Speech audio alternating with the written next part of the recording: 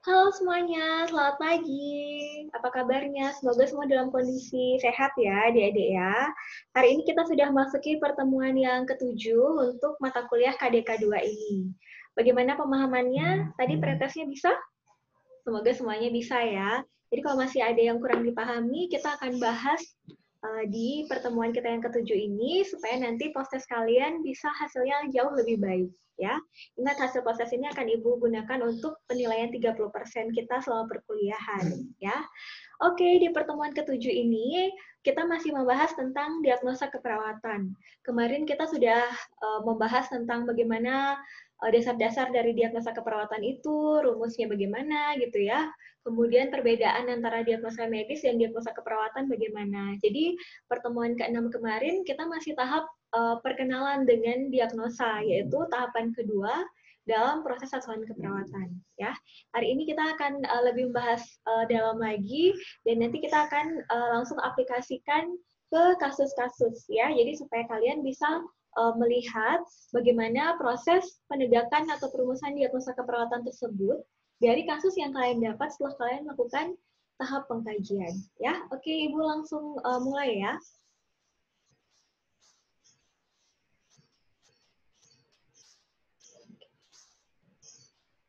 Oke, sudah terlihat ya. Ini PowerPoint Ibu tidak banyak, ada 23 slide. Kalian semua sudah bawa buku nandanya yang ini? Sudah ya. Jadi Ibu harap semua sudah mendampingi buku Nanda karena selama perkuliahan ini Ibu akan ada interaksi. Jadi silahkan kalian benar-benar menganggap perkuliahan kali ini tuh seperti tatap muka. Jadi nanti saat Ibu ada pertanyaan ke kalian, jadi kalian langsung jawab dan coba searching cari sendiri di buku Nanda ya. Karena Ibu akan ada kasih kesempatan waktu. Jadi silahkan anggap benar-benar kita seperti tatap muka ya, meskipun kita perkuliahan secara daring. Oke, masuk ke slide pertama. Terkait tujuan pembelajarannya, tentunya untuk meningkatkan pemahaman kalian mengenai bagaimana cara menegakkan diagnosa, kemudian bagaimana cara merumuskan diagnosa, dan bagaimana kalian bisa membedakan antar jenis diagnosa keperawatan semuanya. Akan tetapi tentunya tidak bisa ke 244 diagnosa kita bahas di sini ya, tapi nanti Ibu akan bahas beberapa diagnosa keperawatan yang sering dirasa agak ambigu, kemudian sering digunakan dalam praktik asuhan keperawatan sehari-hari. Nah, ini kalian masih ingat kan ya, tipe-tipe dari diagnosa keperawatan itu sendiri, ada yang berfokus masalah, diagnosis risiko, diagnosis promosi kesehatan, dan diagnosis sindrom. Ya, tapi salah satunya sindrom itu jarang digunakan, jadi Ibu sarankan kalian lebih berfokus pada 3 diagnosis yang ini ya, 1, 2, 3. Ibu akan review saja sedikit kemarin yang sudah kita bahas ya. Kemarin karena masih saat proses tuh ada aja yang masih yang salah ya, atau mungkin kurang detail untuk melihat soal, untuk membaca soal. Jadi sekarang kalian harus lebih detail lagi membaca soal dan lebih hati-hati ya. Jadi terkait diagnosis berfokus masalah, itu poinnya adalah kita benar-benar melihat respon dari individu atau pasien kita terhadap kondisinya dia saat ini. Ya, jadi dia benar-benar terlihat misalkan tiba-tiba demam, pasiennya sesak nafas gitu ya, kemudian mengungkapkan rasa cemas, terlihat cemas, tekanan darah meningkat. Jadi itu respon yang benar-benar bisa terlihat. Itu namanya diagnosis berfokus masalah atau yang lebih sering kita kenal dengan masalah aktual ya. Sedangkan yang risiko itu kita lihat pasien itu memiliki kerentanan ya. Rentan itu artinya dia seperti akan mendekati untuk terjadi sesuatu yang kita bisa prediksi nanti gitu ya. Jadi itu adalah kondisi rentan. Jadi individu dianggap sangat berisiko atau sudah mendekati pada situasi yang tidak diinginkan gitu. Jadi bisa saja muncul respon nantinya ya. Sampai di sini paham ya, itu artinya rentan seperti orang tua ya, lansia-lansia, mereka itu adalah termasuk kelompok yang rentan apa, karena kondisinya sudah lemah, jadi dia rentan jatuh, kemudian rentan apa lagi ya, rentan sakit ya, rentan terserang infeksi karena daya tahan tubuhnya sudah mulai menurun itu. Kemudian bayi ya, apalagi bayi dia masih benar-benar ketergantungan, jadi sangat rentan terhadap situasi-situasi tertentu dan rentan jatuh pada kondisi tertentu. Termasuk kemarin kasus yang Ibu angkat itu kasus pasien ibu dengan gangguan pembekuan darah. Jadi kita tahu dia sangat rentan terjadi perdarahan jika kita tidak atasi segera. Ya, ingat kalau sudah dengan kerentanan itulah diagnosis risiko. Ya, kemudian untuk diagnosis promosi kesehatan itu penilaian klinis kita tentang kondisi sehat dari pasien yang dia mengungkapkan adanya motivasi dan keinginan untuk meningkatkan taraf kesehatannya dia atau kesejahteraannya dia. Ya, jadi ini pada kondisi sehat. Saya rasa kalau yang ini kan sudah paham ya.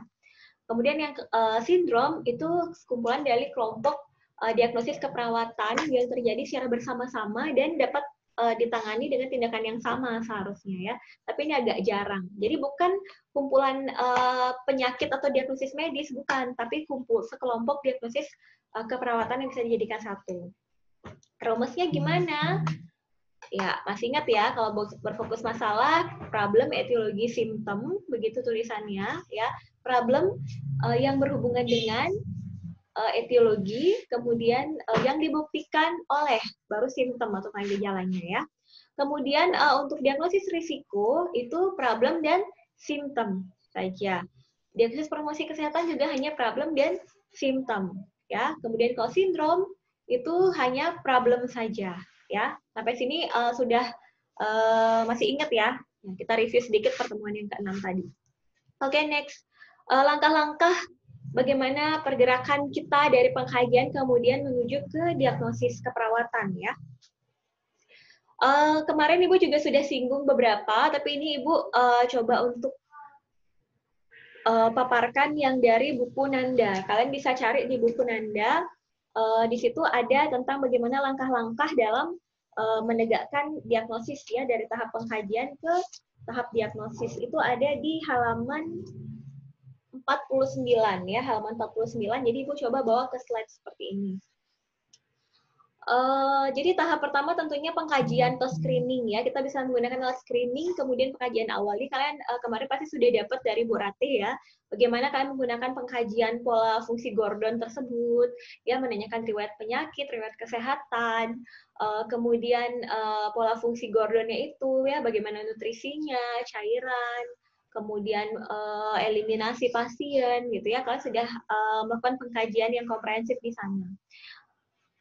Dan ditambah lagi, kalian bisa menggunakan alat screening namanya, atau alat screening itu seperti format pengkajian tertentu yang sudah berdasarkan penelitian-penelitian yang dianggap mampu mewakili kondisi pasien dalam pengkajian ya. Contohnya misalkan form pengkajian risiko jatuh atau dikenal dengan Humpty Dumpty ya pada pengkajian risiko jatuh pada anak, kemudian risiko terjadinya dekubitus pada pasien itu menggunakan form Braden scale namanya ya, atau format pengkajian luka. Jadi untuk kasus-kasus pada pasien-pasien tertentu kita bisa menggunakan form pengkajian ini untuk mendapatkan data pengkajian yang lebih detail ya. Kemudian setelah kalian melakukan pengkajian dan screening, kalian masuk ke analisis data. Jadi, data yang kalian sudah dapatkan di form pengkajian, kalian lanjut dengan proses analisis data namanya. Ya, di sana kalian lihat apa yang ditujukan oleh data-data yang kalian dapat. Kemudian, memerlukankah pertimbangan, maksudnya dalam kalian menganalisis data, kalian memerlukan pertimbangan konsep keperawatan. Ya, jadi kalian melihat apakah data yang saya kumpulkan ini sudah dalam atau masih dangkal untuk saya menegakkan satu masalah gitu ya. Jadi di pengkajian itu kan kalian mengkaji dengan pola fungsi Gordon yang banyak, tapi kalian belum bisa analisis itu untuk diklasifikasikan nantinya ke masalah keperawatan apa saja gitu, karena datanya kan campur ya, runtutnya dari format pengkajian. Tapi belum bisa kalian kelompokkan nanti masalah keperawatannya apa saja ya, data yang mana menunjang masalah ini, belum kalian kelompokkan di form pengkajian. Nah, di form analisa data inilah, di tahap analisis data inilah kalian bisa melihat data-data tersebut untuk menegakkan masalah keperawatan. Ya. Kemudian dari tahap analisis data, kalian masuk ke pengelompokan informasi atau melihat pola. Jadi di sini pembahasannya di Nanda mempertimbangkan seberapa subjektif dan objektif data yang terkumpul untuk menunjukkan suatu masalah. Nah itu tadi. Jadi pada fase analisis data, kalian dapat pengkajiannya ya. Ini banyak data yang mana yang akan saya pindahkan ke analisis data yang akan bisa saya analisis nantinya gitu ya. Sudah kalian bawa ke analisis data, kemudian kalian akan berusaha untuk mengelompokkan informasi dan melihat pola kira-kira masalah yang saya dapat ini itu kaitannya apakah masalahnya akan aktual, risiko, atau masalahnya akan menjadi promosi kesehatan gitu. Jadi inilah dia tahap pengelompokan informasi dan pola. Jadi kalian melihat data subjektif ke objektif yang kalian dapat, kemudian identifikasi ini ya kekuatan, kerentanan, atau masalah. Kekuatan itu artinya terkait dengan health promotion tadi, promosi kesehatan, kerentanan risiko atau masalah aktual ya. Jadi di situ kalian melihat apakah kira-kira data yang kalian dapat ini akan digunakan untuk menunjang penegakan diagnosis yang mana. Kemudian tahap hipotesis diagnostik. Ya, di sini kalian mulai mempertimbangkan diagnosis yang dipilih dipastikan atau disingkirkan. Karena apa? Kadang pengkajian atau data yang kita dapatkan, baik data subjektif ataupun objektif itu, kita lihat mungkin di benak kita itu bisa mengangkat diagnosa sangat banyak, ya, karena salah satu simptom atau data yang kita dapat bisa saja itu ditemukan pada 4-5 diagnosis keperawatan, ya. Akan tetapi karena itu kita memerlukan pengkajian yang lebih mendalam untuk kita menegakkan hipotesis diagnostik ini gitu ya, supaya kita bisa benar-benar memfilter dan memilih diagnosa keperawatan mana yang tepat kita angkat dan efektif kita angkat ya. Jadi tidak perlu banyak-banyak mengangkat masalah keperawatan atau diagnosa keperawatan tapi ternyata tidak efektif ya. Lebih baik kita mengangkat masalah keperawatan itu seefektif mungkin dan tepat diagnosisnya daripada diagnosisnya banyak kemudian intervensinya jadi tidak tepat gitu ya. Jadi disinilah tahap setelah kalian kelompokkan, kemudian kalian saat mengelompokkan tuh melihat yang saya pikirkan tadi masalah A ini tidak perlu saya angkat karena ini sudah bisa, karena ini lebih terwakilkan oleh masalah B. Jadi masalah A ini akan saya hilangkan sehingga saya menemukan sekian masalah keperawatan saja yang bisa mewakili kondisi pasien saat ini ya. Ini tahap selanjutnya. Selanjutnya kalian setelah proses hipotesis diagnostik dan melihat data-data, kemudian masalah keperawatan yang mungkin kalian pastikan angkat, kemudian kita bisa memilih untuk melakukan pengkajian yang lebih mendalam, ya. Karena mungkin ya tadi saat saya memilih diagnosis ini, saya perlu pengkajian lebih mendalam apakah diagnosis yang saya angkat ini sudah tepat atau belum, gitu ya. Jadi kalian boleh melakukan analisis yang lebih mendalam. Misalkan saja masalah insomnia, kalian ingin mengangkat masalah keperawatan insomnia. Apakah benar ini masalahnya insomnia? Saya ingin mengkaji lebih lanjut apakah benar masalah insomnia dia ini itu kaitannya dengan dia pindah dari suatu tempat baru ke tempat yang lama pindah ke tempat yang baru, apakah situasi lingkungannya yang memang tidak kondusif yang menyebabkan dia menjadi insomnia di tempat yang baru gitu. Tadinya kita tidak melihat bahwa dia ada riwayat pindah tempat gitu ya. Kita hanya tahu dia alamatnya di sini, tinggalnya di sini. Tapi ternyata kita perlu pengkajian yang lebih dalam untuk mengetahui apakah etiologi dari insomnia yang dialami pasien gitu ya. Jadi boleh saja pada tahap analisis data ini kalian sudah mulai menegakkan diagnosis, tapi kalian merasa ada pengkajian yang masih kurang. Kalian boleh melakukan pengkajian yang mendalam, ya. Dan ini boleh ditambahkan untuk pertimbangan pengkajian screening dan tentunya dalam melakukan pengkajian yang lebih mendalam kalian harus memiliki pengetahuan tentang konsep keperawatan. Jadi supaya data yang kalian kumpulkan itu terarah. Ya. Jadi itu yang dimaksud kenapa tidak sembarang orang bisa melakukan asuhan keperawatan ini jika tidak memiliki pengetahuan konsep keperawatan. Ya. Salah satunya ya ini, kalian sekarang sedang belajar KDK, kemudian nanti akan masuk ke pembelajaran yang lain, misalkan keperawatan medikal bedah, keperawatan anak, komunitas, gerontik, dan yang lainnya. Itu adalah konsep-konsep keperawatan dasar yang harus kalian pahami, supaya asuhan keperawatan yang kalian buat itu benar-benar asuhan keperawatan yang baik dan bisa representatif dari kondisi pasien kalian. Ya, jadi kalau kalian tidak punya bekal atau dasar konsep tentang keperawatan itu sendiri, tentang penyakit pasien, kalian tidak akan bisa melakukan pengkajian dengan baik dan komprehensif, sehingga diagnosis yang kalian angkat juga akan kurang. Itu ya. Next, tahap selanjutnya setelah pengkajian mendalam adalah memastikan atau menyangkal diagnosis. Ya, jadi setelah melakukan pengkajian mendalam, kalian akan memastikan lagi diagnosisnya, apakah batas karakteristiknya sesuai, faktor yang berhubungannya sesuai, atau faktor resiko. Ya, di situ kalian akan benar-benar memastikan lagi. Kemudian mempertimbangkan juga populasi berisiko dan kondisi terkait. Dan yang terakhir adalah memprioritaskan diagnosis. Jadi setelah kalian memastikan pada tahap ini ya, jadi setelah pengkajian mendalam, kemudian sudah dipastikan bahwa batasan karakteristik ini semua sudah terwakilkan di masalah ini, faktor berhubungan dengannya sudah kalian temukan, kemudian masalah keperawatannya sudah di-list ya, ada ketemu 3 atau 4 misalkan, barulah kita prioritaskan diagnosis keperawatan yang mana yang akan kita selesaikan terlebih dahulu ya. Dan prioritaskan diagnosa keperawatan itu harus relevan untuk pasien sendiri, kemudian terkait dengan situasi yang ada di lapangan dan sumber daya yang tersedia, ya. Kemudian kaitan dari prioritas diagnosa keperawatan ini nantinya adalah dengan prioritas untuk tindakan yang akan dilakukan lebih pertama, ya. Oke, kalau misalkan masih ada yang kurang paham apa sih itu analisa data ya, itu suatu tahap sebelum kalian menegakkan diagnosis keperawatan ya. Tadi saya sudah sampaikan, jadi setelah pengkajian kalian masuk ke tahap analisis data. Tidak bisa langsung ujuk-ujuk setelah pengkajian langsung ketemu langsung masalah keperawatannya dengan begitu saja ya. Itu takutnya ada hal-hal yang masih miss atau terlewat yang kalian belum rumuskan sehingga masalah keperawatan diangkat itu kurang tepat sasaran ya. Jadi percuma diagnosa keperawatannya banyak tapi ternyata tidak tepat sasaran atau tidak tepat kan mengangkatnya. Karena dampaknya nantinya akan ke rencana tindakan atau intervensi keperawatannya ya.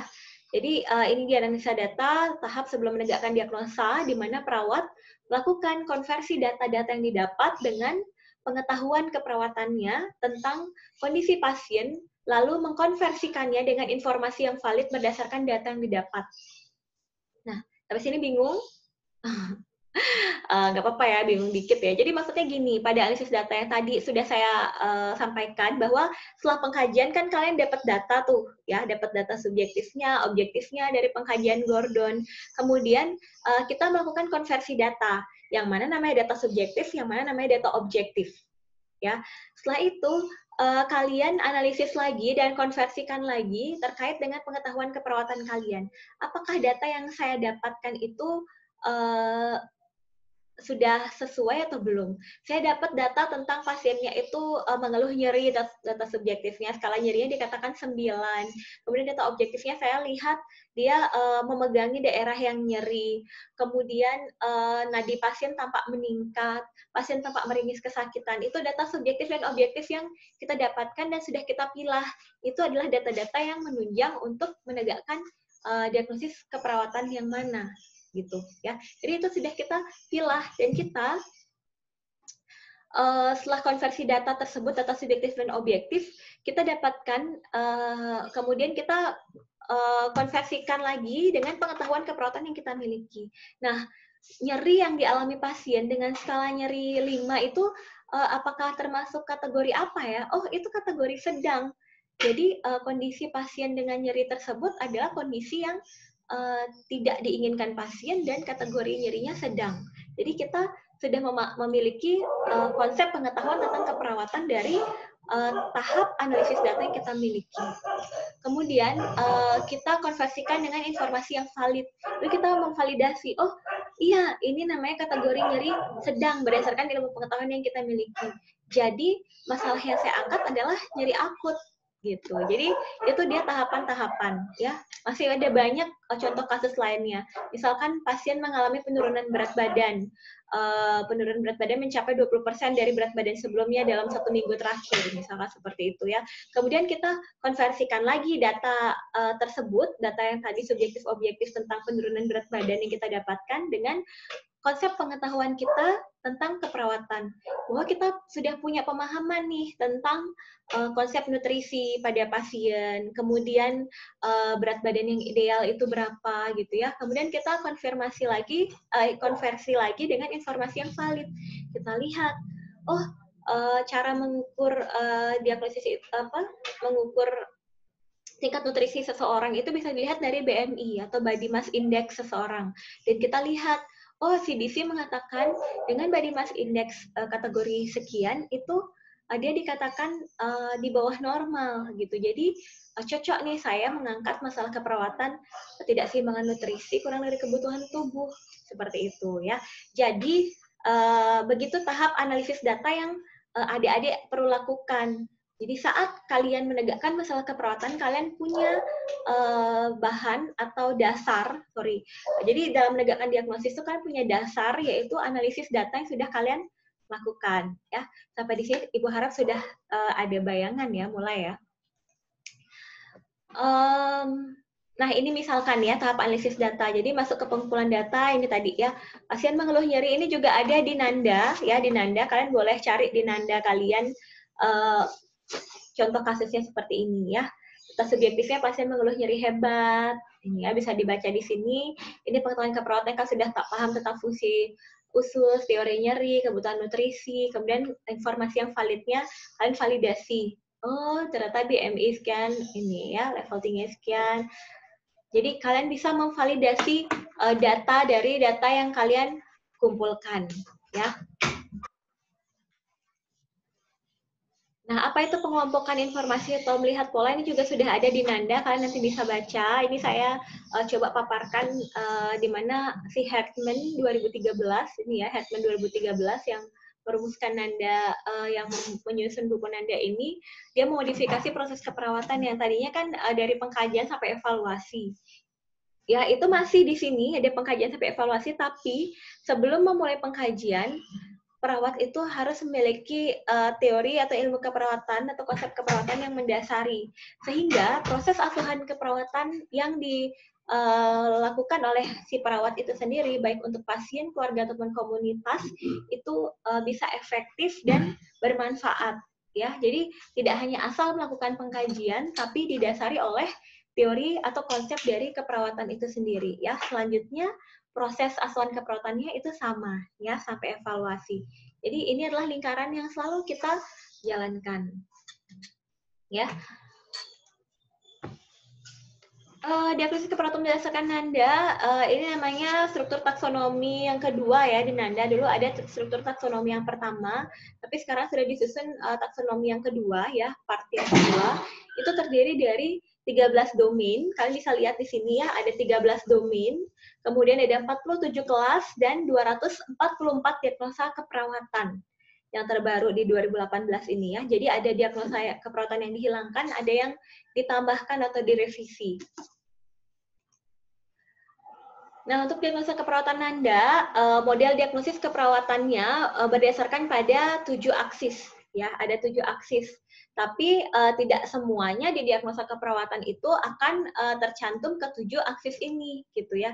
Yang paling dasar, yang umumnya ada, yang pasti ada itu dulu ya, yang pasti ada di diagnosis keperawatan adalah aksis 1, yaitu fokus diagnosis. Ya, fokus diagnosis ini adalah respon manusia yang diangkat menjadi diagnosis. Ya, dan aksis yang satu lagi yang umumnya ada adalah aksis 3, yaitu penilaian. Kemarin penilaian ini saya sampaikan di pertemuan ke-6 adalah kita sebutnya sebagai deskriptor ya, deskriptor ya, itu namanya aksis 3 atau penilaian.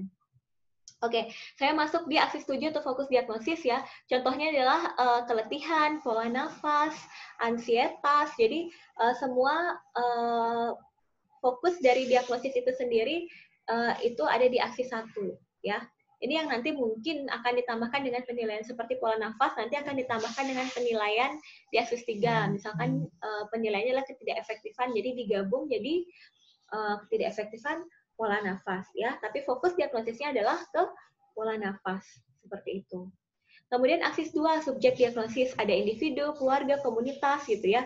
Karena di Nanda kita ketahui perawat itu yang jadi pasien tidak hanya per individu, perorangan saja, tapi juga keluarga dan bisa komunitas ya. Jadi bisa saja pada diagnosa keperawatan itu muncul kata-kata untuk individu, keluarga, atau komunitas ya. Tapi tidak semua diagnosa keperawatan akan muncul aksis 2 sebagai subjek diagnosis. Masuk ke aksis 3 itu penilaian.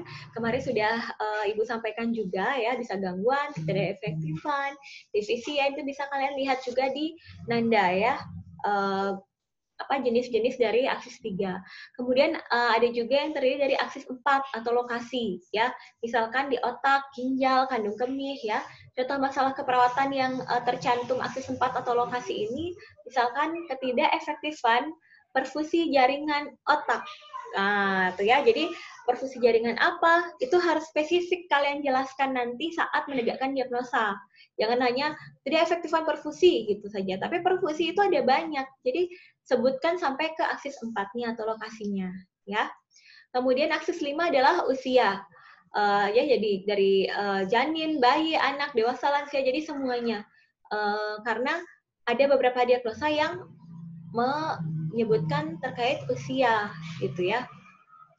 Jadi bisa diperhatikan di sini. Kemudian aksis 6 itu waktu. Beberapa diagnosa keperawatan itu dia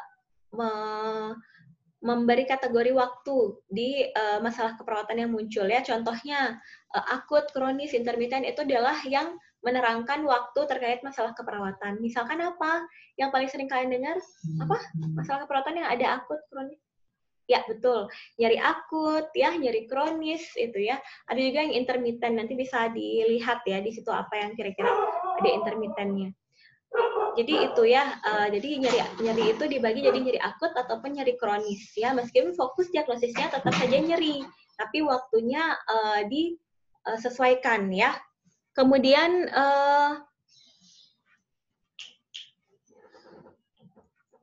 aksis 7 yang terakhir yaitu status diagnosis. Ya, status diagnosis itu terdiri dari resiko, aktual, dan promosi kesehatan. Ya, jadi status diagnosis itu seperti tipe-tipe atau jenis-jenis diagnosa keperawatan. Ya. Nah, ini untuk komponen diagnosis keperawatan ya, adik-adik ya. Di situ ada label diagnosis, kemudian ada definisi, kemudian ada batasan karakteristik, faktor resiko, faktor yang berhubungan, populasi berisiko, dan kondisi terkait. Ya, jadi label diagnosisnya itu adalah nama diagnosis. Ya, biasanya terdiri dari aksis 1 dan aksis 3. Kemudian definisi, jadi setiap diagnosis keperawatan yang ada di Nanda itu pasti ada definisi dari diagnosisnya. Itu sebagai pembeda dari diagnosis yang mirip. Jadi kalau kalian bingung antara dua diagnosis, kalian lihat saja definisinya. Yang mana yang kira-kira bisa representatif dari kasus yang kalian angkat. Kemudian batasan karakteristik juga ada di masing-masing diagnosis keperawatan ya. Jadi inilah tanda gejala atau manifestasi klinis yang menunjang kalian untuk mengangkat suatu diagnosis keperawatan. Kemudian ada faktor risiko juga. Tapi faktor risiko itu hanya diperuntukkan pada diagnosis kategori risiko ya. Jadi kalian bisa lihat nanti masalah-masalah keperawatan yang ada faktor risikonya. Kemudian ada faktor yang berhubungan yang tadi yang ada yang berhubungan dengan, jadi biasanya pada masalah-masalah yang aktual atau berfokus masalah ya, sebagai melihat pola hubungan dari diagnosis keperawatan yang kalian angkat. Jadi apa sih penyebabnya yang menyebabkan diagnosis itu muncul ya. Kemudian populasi berisiko, yaitu kelompok individu yang memiliki karakteristik sama yang menyebabkan setiap anggotanya rentan terhadap respon tertentu ya. Ini populasi berisiko. Misalkan populasi berisiko itu artinya si individu atau pasien kita ini berada pada suatu populasi yang memang berisiko. Ya, misalkan saja di situ populasinya memang sangat berisiko terserang COVID karena di sana banyak pasien-pasien yang positif COVID. Jadi dia berada di lingkungan yang populasinya berisiko, ya. Misalkan pada zona merah gitu ya, atau tenaga-tenaga kesehatan yang merawat pasien COVID itu termasuk dengan populasi berisiko. Kemudian kondisi terkait. Kondisi terkait itu contohnya diagnosis medis pasien, kemudian adanya cedera, adanya prosedur tertentu, alat medis, ya, atau agen farmaseutika gitu ya. Jadi ini jadi populasi berisiko dan kondisi terkait itu yang tidak dapat kita ubah karena memang pasien sudah berada pada kondisi atau situasi tersebut. Jadi tidak bisa kita rubah ya. Ini bisa menjadi populasi berisiko dan kondisi terkait bisa menjadi simptomnya atau gejala dari pasien ya yang bisa kita gunakan untuk menegakkan diagnosa keperawatan. Nah, sekarang sampai di sana terkait dengan review tentang diagnosis keperawatan. Sekarang kita akan masuk langsung ke beberapa diagnosa keperawatan yang sering muncul ya. Ini adalah 3 diagnosa keperawatan yang paling sering muncul ya. Hampir di semua stase atau semua stase keperawatan ya, dari keperawatan medical bedah, keperawatan dasar, kemudian perawatan anak, komunitas, semua hampir sering ya, karena kita sangat sering ada masalah di pernafasan ya. Dan mahasiswa itu sering sekali bingung dengan 3 diagnosa ini. Nah, sekarang Ibu akan membuat kalian tidak bingung ya. Jadi mohon diperhatikan baik-baik ya. Jadi 3 masalah keperawatan ini kalian bisa lihat dari kode diagnosisnya ya. Ini 3 diagnosa yang sangat berurutan dan sangat saling terkait biasanya ya. Lihat aja nih, ini hambatan pertukaran gas nomor 30, tidak efektif bersihan jalan nafas nomor 31, dan tidak efektifan pola nafas nomor 32. Jadi mereka berurutan ya, 30, 31, 32. Karena ini 3 diagnosa yang memang saling mungkin saat dirumuskan itu dia ini 3 masalah keperawatan ini yang memang saling berdekatan ya gitu. Jadi dia urutannya mau pas gitu. Akan tetapi kalian bisa lihat di sini domain-domain dari masing-masing masalah keperawatan itu berbeda ya. Untuk tidak efektifan jalan nafas itu domain 11, pola nafas domain 4, dan hambatan pertukaran gas domain 3. Kalian bisa lihat domain tersebut apa ya di nanda ya, silahkan dibuka nandanya. Akan tetapi ketiga masalah keperawatan ini muncul terkait dengan airway atau breathing. Ya, jadi terkait dengan pernafasan sama-sama. Nah, bagaimana cara membedakan saat kalian ketemu dengan pasien, manakah dari diagnosa keperawatan ini yang diangkat? Ya, kalian bisa lihat dari definisinya masing-masing itu berbeda. Ya, untuk bersihan jalan nafas, kalian bisa lihat itu saya ringkas ya definisinya ya. Jadi kondisi pasien tidak mampu membersihkan sekresi ataupun terjadi obstruksi dari saluran nafas. Obstruksi paham ya? Obstruksi itu artinya ada sumbatan, baik sumbatan akibat penyempitan ataupun sumbatan akibat adanya benda asing yang masuk ke dalam saluran nafas. Itu namanya obstruksi, ya. Dan benda asing yang masuk ke jalan nafas itu tidak hanya selalu benda padat, ya, bisa benda cair. Artinya jalan nafasnya tidak loss, ya, tidak loss. Jadi ada sesuatu yang menghambat di sana, baik karena penyempitan ataupun karena ada benda asing yang masuk. Sampai di sini paham ya terkait diagnosis yang kode pertama, jalan nafas. Nah, kalau ketidakefektifan pola nafas yang kode ke-32, definisinya adalah inspirasi dan ekspirasi yang tidak adekuat. Nah, sebatas itu saja. Ya, tidak. Jadi di masalah keperawatan ini tidak membahas tentang bagaimana jalan nafasnya, apakah ada sumbatan atau tidak, hanya mengatakan adanya inspirasi dan ekspirasi yang tidak adekuat. Ya. Kemudian yang ketiga, hambatan pertukaran gas. Ya, masalah hambatan pertukaran gas dengan kode 30, definisinya adalah kelebihan atau defisit oksigenasi pada membran alveolar kapiler. Jadi, ini dia langsung spesifik ke oksigenasinya. Jadi adanya defisit oksigenasi. Jadi oksigenasi atau ventilasi, pertukaran atau difusi dari oksigen dan karbon dioksida di membran alveolar kapiler itu tidak terjadi secara adekuat gitu ya. Jadi terjadi defisit atau kekurangan. Nah, sampai di sini ketiga definisinya sudah paham? Nah, baru kita masuk ke batasan karakteristiknya. Di sini Ibu sudah memberikan warna-warna ya, dan Ibu juga sudah mencantumkan page-nya atau halamannya, kalian bisa cari sendiri ya. Yang ini halaman 384, ini 228, dan ini 207. Kalian bisa cross-check sendiri untuk yang lebih detailnya di buku Nanda ya. Di sini Ibu mencantumkan hanya beberapa batasan karakteristik ya. Kalau pembersihan jalan nafas, batasan karakteristiknya ini Ibu warnakan berbeda, yaitu adanya suara nafas tambahan. Ya, sedangkan yang sama di antara ketiga masalah keperawatan ini adalah adanya perubahan RR. Ya, RR-nya pasti tidak normal. Kalau normalnya orang bernafas antara 12 sampai 20 kali per menit, ini dia bisa terjadi perubahan RR. Entah dia hipoventilasi di bawah 12 kali atau di atas 20 kali, bisa sampai 30-40 kali. Ya. Jadi sama-sama ada perubahan RR. Jadi saat kalian mengkaji pasien, melihat RR-nya meningkat, itu kalian jangan langsung menyimpulkan pasti masalahnya di pola nafas. Tidak boleh. Ya. Jadi kalian perlu melakukan pengkajian yang lebih dalam lagi untuk melihat apakah penyebab dari perubahan RR dari pasien itu sendiri. Ya. Jadi lihat, kaji mendalam lagi, apakah ada suara nafas tambahan. Begitu ada suara nafas tambahan, maka yang kalian angkat adalah ketidakefektifan bersihan jalan nafas, ya. Karena suara nafas tambahan itu hanya muncul apabila ada obstruksi jalan nafasnya. Ya, sampai di sini paham? Paham. Jadi begitu ada suara nafas tambahan, pasti masalah keperawatan yang diangkat adalah bersihan jalan nafas tidak efektif, ya. Itu kuncinya, ya itu kuncinya. Kemudian kalau misalkan, nah ini kan lihat batas karakteristik dari pola nafas tidak efektif adalah perubahan RR, ada pernafasan cuping hidung ya, PCH ini pernafasan cuping hidung, penggunaan otot bantu nafas gitu ya.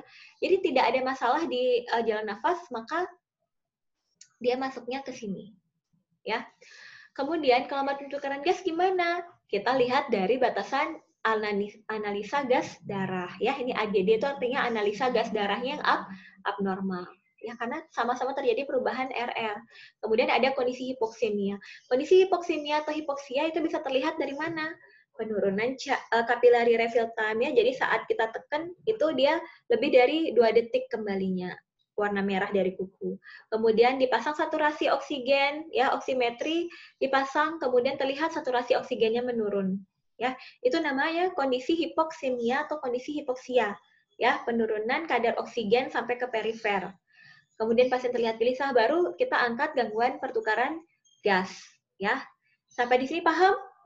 Nah, pasti paham ya. Jadi itu yang kalian harus pahami. Kalau udah ada suara nafas tambahan, maka masalah yang diangkat adalah bersihin jalan nafas.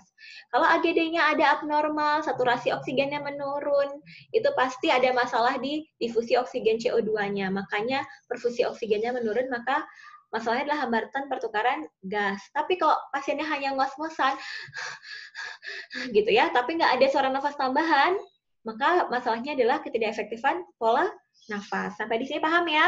Ya, Ibu harap sudah paham. Kita lanjut ke contoh aplikasi kasus ya. Contoh aplikasi kasus bisa terbaca di sini. Nah, ini ya bisa kalian baca. Seorang anak perempuan usia 8 tahun datang ke klinik Bina Usada dengan keluhan sesak nafas akibat asma yang kambuh. Pada saat pengkajian, datanya RR meningkat sampai 30 kali, suhu 37, nadi 100 kali per menit, dan ada suara nafas tambahan yaitu wheezing akibat adanya penyempitan jalan nafas ya karena dia asma. Kemudian ibu pasien tampak cemas dengan kondisi anaknya. Berdasarkan kasus tersebut, masalah keperawatan utama untuk pasien tersebut adalah, nah, coba dipikirkan dulu, coba dikaji dulu, ayo, coba Ibu kasih waktu.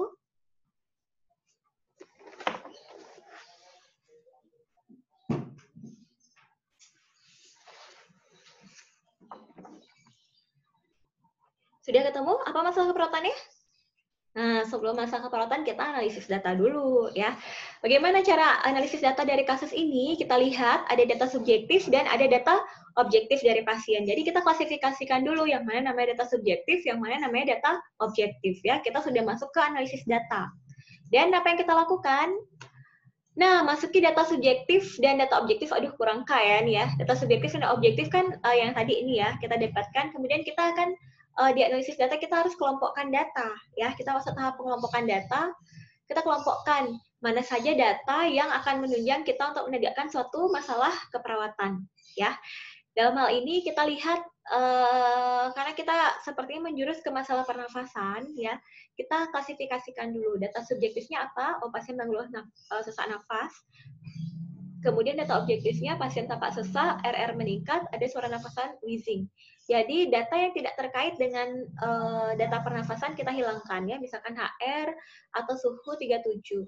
Karena di batasan karakteristik untuk mengangkat masalah pernafasan itu tidak ada kaitannya dengan suhu ataupun HR-nya pasien di sini, ya, di Nanda. Kecuali kalau ada di batasan karakteristiknya boleh ditambahkan. Setelah kita mengklasifikasikan atau mengelompokkan data seperti ini, ya, seperti ini. Next, kita tinggal milih. Nah, dari data subjektif dan objektif ini, mana ya kira-kira masalah keperawatan yang saya angkat, saya akan cross-check lagi ke buku Nanda. Jadi saya mau lihat di sini, yang mana ya yang sesuai dengan data yang akan saya angkat. Ya, jadi kita lihat di sini. Oh, saya lihat di halaman 384, ternyata masalah yang cocok adalah ini. Jadi masalah pernafasan lain akan saya hilangkan. Jadi ini hilang, kemudian ini juga hilang. Yang cocok adalah ketidakefektifan bersihan jalan nafas, karena ada suara nafas tambahan. Ya, sampai di sini paham ya? Meskipun RR-nya berubah. Ya, jadi bukan pola nafas, tapi tidak efektifan bersihan jalan nafas, yaitu di domain 11 di kelas kedua. Jadi deh ya, bisa terlihat ya, karena kenapa itu diangkat, karena adanya suara nafas tambahan seperti yang tadi ada di slide sebelumnya. Oke, sampai di sini sudah paham? Nah, saya harap udah paham ya, udah ada bayangan terkait 3 masalah keperawatan yang paling eksis dan sering muncul tadi. Ya, ini contoh aplikasi kasus yang lain, misalkan. Ya, seorang laki-laki berusia 50 tahun datang dengan keluhan sesak nafas, disertai nyeri dada kiri yang menjalar hingga ke punggung. Nafas memberat saat beraktivitas. Nah, setelah diperiksa, pasien ada riwayat serangan jantung dengan RR meningkat sampai 32 kali per menit. Kedalaman nafasnya tampak dalam, kemudian ada retraksi, dan terdapat pernapasan cuping hidung, tekanan darah meningkat sampai 140 per 95 mm Hg, dan suhu mencapai 37,3. Skala nyeri 4, dan berdasarkan kasus tersebut, masalah keperawatan utama yang sebaiknya diangkat adalah, kalau ini kita lihat pada kasusnya laki-laki berusia 50 tahun ini, kakek ini masalahnya kompleks ya. Ada banyak sekali masalah keperawatan yang muncul. Begitu juga yang tadi, sebenarnya ibunya kan mengatakan dia cemas. Kita juga bisa mengangkat ansietas, tapi saya arahkan untuk mengangkat masalah yang paling prioritas, ya, yang paling prioritas. Karena kalian harus bisa memilih masalah keperawatan utama yang mana yang menjadi prioritas kalian, supaya kalian bisa melakukan tindakan yang segera terhadap diagnosis prioritas tersebut. Ya. Nah, pada kondisi seperti ini kita lihat ya, ada nyeri menjalar, kemudian di sini paling banyak dijelaskan adalah RR-nya meningkat, ada kedalaman nafasnya tampak dalam, ada retraksi pernafasan, ada retraksi dada, kemudian pernafasan cuping hidung. Jadi yang paling banyak diangkat di sini adalah masalah di pernafasannya. Ya, kita akan muncul lagi masalah-masalah pernafasan. Tapi yang mana? Oh, kita lihat di sini nggak ada suara nafas tambahan. Kemudian tidak ada menerangkan bahwa terjadi hipoksemia atau hipoksia dari saturasi yang menurun ataupun hasil AGD. Ya. Jadi masalah yang diangkat adalah ketidakefektifan pola nafas. Ya. Sampai di sini paham ya? Paham. Jadi nanti kalau ada kasus lagi dengan saturasinya menurun, baru kita mengangkatnya di hambatan pertukaran gas, ya. Sampai sini paham ya? Ibu harap udah ada gambaran untuk ketiga masalah keperawatan yang tadi, ya. Oke, ini masalah-masalah keperawatan diagnosis yang paling sering muncul lainnya. Kalian bisa coba lihat-lihat nanti, ya. Ibu bahas sedikit saja, misalkan intoleran aktivitas dan hambatan mobilitas fisik. Ini yang biasanya diagnosis 1-2 ini yang kalian agak bingung ya. Di sini Ibu akan jelaskan sedikit, tapi detailnya kalian bisa lihat lagi di Nanda ya. Pembedanya pada intoleran aktivitas, kalau kalian buka di Nanda, dia biasanya muncul pada kasus-kasus pasien dengan penyakit jantung atau penyakit pernafasan ya. Jadi penyakit-penyakit pada kondisi kardiopulmonal. Ya, karena apa? Jadi pada kondisi intoleran aktivitas dan hambatan mobilitas fisik itu mereka sama-sama pasiennya tidak bisa melakukan aktivitas seperti biasa. Kan begitu? Ya, pastinya. Tapi pembedanya, kalau intoleran aktivitas pasien, itu dia saat melakukan aktivitas dia ingin dan merasa bisa, tapi saat dia beraktivitas terjadi perubahan pada tanda-tanda vitalnya. Misal pasien menjadi sesak, pasien menjadi mudah lelah, ya saat dia beraktivitas. Misalkan pada pasien dengan gangguan jantung ya, contohnya. Jadi pasien dengan jantung itu berjalan aja dia pasti sudah sesak dan merasa lelah. Itu namanya dia intoleran aktivitas. Jadi tidak toleran terhadap aktivitas sehari-hari yang biasa kita lakukan secara normal pada orang-orang yang sehat. Jadi dia tidak toleran terhadap aktivitas. Ya, ingat batasan karakteristiknya adalah terjadi perubahan tanda-tanda vital, ya entah itu dia sesak, ya atau yang paling khas lagi terjadi perubahan pada pemeriksaan EKG, ya pemeriksaan jantungnya itu ada perubahan saat dia beraktivitas. Itu namanya intoleran aktivitas. Tapi kalau hambatan mobilitas fisik, pasien mampu dan tidak akan mengalami perubahan tanda-tanda vital pada masalah ini ya. Jadi pasiennya mampu untuk melakukan tapi tidak bisa. Ya, pada kondisi tertentu. Misal, pasien dengan osteoartritis. Jadi dia sebenarnya mampu nggak sampai sesak untuk melakukan itu, tapi dia nyeri hebat saat melakukan aktivitas. Kemudian pasien yang fraktur patah tulang ya, pos operasi misalkan karena ada nyeri jadi dia terhambat mobilisasinya. Padahal dia masih bisa toleran terhadap aktivitas-aktivitas tersebut, tapi karena nyeri jadi dia tidak kuat untuk melakukan aktivitas ya. Ini yang paling sering muncul. Nah, masalah-masalah keperawatan lainnya kalian nanti bisa lihat di Nanda ya, misalkan penurunan curah jantung itu biasanya ya agak timpang dengan tidak efektifan pola nafas misalkan ya, tapi kalian lihat di Nanda apa batas karakteristik lainnya untuk bisa menegakkan penurunan curah jantung ya, pastinya bisa lihat di tekanan darah, perfusi perifernya, adanya udim atau tidak itu ya. Kemudian bagaimana cara membedakan mengangkat masalah aktual yaitu kerusakan integritas kulit dengan resiko kerusakan integritas kulit. Ini kalian juga harus pahami, ingat risiko itu masih pada kondisi yang rentan, artinya integritas kulitnya belum rusak ya. Jadi itu masih risiko. Tapi kalau sudah aktual terjadi epidermis dari lapisan kulitnya sudah sampai tidak intak lagi ya, ada robek atau ada luka, baru masuknya ke kerusakan integritas kulit ya. Ada lagi kerusakan integritas jaringan. Nah, apa pembedanya? Silahkan kalian bisa buka di buku Nanda. Kemudian diagnosis lainnya yang sering muncul adalah ketidakseimbangan nutrisi kurang dari kebutuhan tubuh. Kalian bisa baca di Nanda apa saja yang menjadi batasan karakteristiknya ya. Salah satunya pasien itu terjadi penurunan berat badan yang signifikan, kemudian BMI-nya ada di bawah standar. Itu yang menjadi pertimbangan mengangkat ketidakseimbangan nutrisi ini ya. Jadi hati-hati dalam mengangkat diagnosis ya. Untuk yang lainnya kalian bisa baca sendiri di Nanda. Ya, apa yang menjadi ini yang paling sering-sering muncul di asuhan keperawatan ya. Nanti kalian bisa tanyakan jika ada hal-hal yang belum dipahami. Jadi silahkan kalian buka di Nanda untuk mengetahui diagnosis keperawatan yang sering muncul ini. Nah, ini summary-nya. Jadi, untuk menegakkan diagnosis keperawatan yang tepat, kalian perlu pengkajian yang akurat ya dan komprehensif. Jadi, akan percuma menegakkan diagnosis keperawatan jika pengkajiannya tidak akurat. Kemudian pengkajian mendalam dan komprehensif dapat menunjang penegakan diagnosa keperawatan yang tepat sehingga dapat menyelesaikan masalah pasien dengan menetapkan intervensi yang tepat juga. So, berhati-hatilah dalam menegakkan diagnosis keperawatan ya adik-adik. Sesuaikan dengan pengkajian data yang kalian dapatkan supaya intervensi yang kalian dapatkan juga dapat menyelesaikan masalah pasien. Ya, untuk menganalisis kasus-kasus yang lain, kalian bisa baca di Nanda di halaman 45-58 ini ya. Jadi silahkan perbanyak membaca kalian supaya pemahaman kalian terhadap penegakan diagnosis juga semakin baik ya.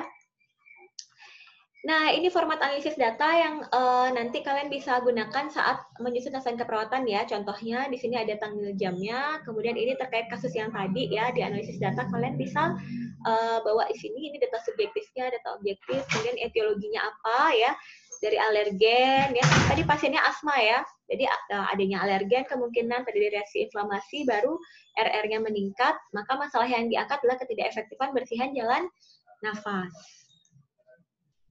Nah, ini cara membuat pathway atau WOC. Kalian bisa lihat sendiri di sini ya bagaimana caranya. Ini salah satu contoh dari WOC yang Ibu coba buat.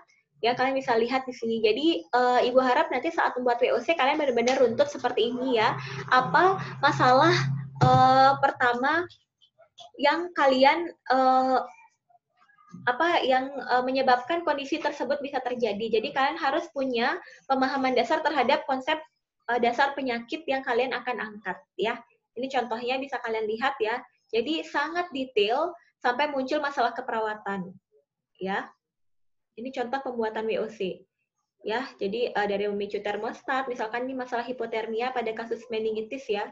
Kemudian jadi dari kondisi meningitis menyebabkan keluarnya mediator inflamasi prostaglandin, kemudian memicu termostat di hipotalamus, terjadi peningkatan suhu tubuh, maka diangkatlah masalah keperawatan hipertermi ya, itu contohnya. Kemudian adanya kejang menyebabkan bisa diangkatnya risiko cedera ya. Oke, itu saja dari Ibu untuk pertemuan kita yang ketujuh. Semoga penjelasan ini dapat bermanfaat untuk kalian dan kalian lebih memahami lagi bagaimana cara merumuskan diagnosis keperawatan. Tapi saran Ibu untuk menegakkan diagnosis keperawatan harus dilatih ya dari membahas kasus-kasus tertentu sehingga kalian punya banyak literasi tentang diagnosa-diagnosa keperawatan. Oke, sekian dari saya.